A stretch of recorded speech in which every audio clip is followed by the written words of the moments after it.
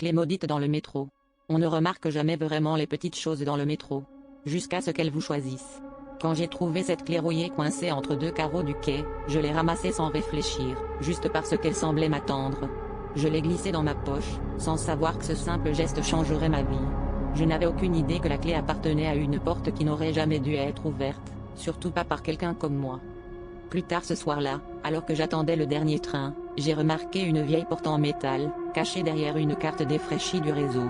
Personne ne semblait la voir, mais la clé dans ma poche s'est mise à chauffer, brûlant presque ma cuisse.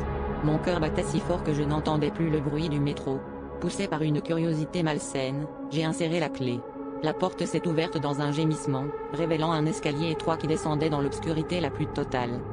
J'ai descendu les marches, chaque pas résonnant comme un avertissement. L'air était glacial, chargé d'une odeur métallique et de quelque chose de pourri.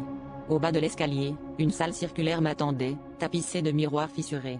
Dans chaque reflet, je n'étais jamais seul, des silhouettes pâles s'agitaient derrière moi, leurs bouches tordues murmurant mon nom dans un souffle glacial. Quand j'ai voulu remonter, la porte avait disparu, remplacée par un simple mur de béton. J'entends encore le métro passer au-dessus de moi, si proche et pourtant inaccessible. Les silhouettes se rapprochent chaque nuit, effaçant peu à peu mon reflet, grignotant ma mémoire. Si jamais vous trouvez une clé rouillée sur le quai, laissez-la là. Certaines portes sont faites pour rester fermées, et certains secrets, pour ne jamais être découverts.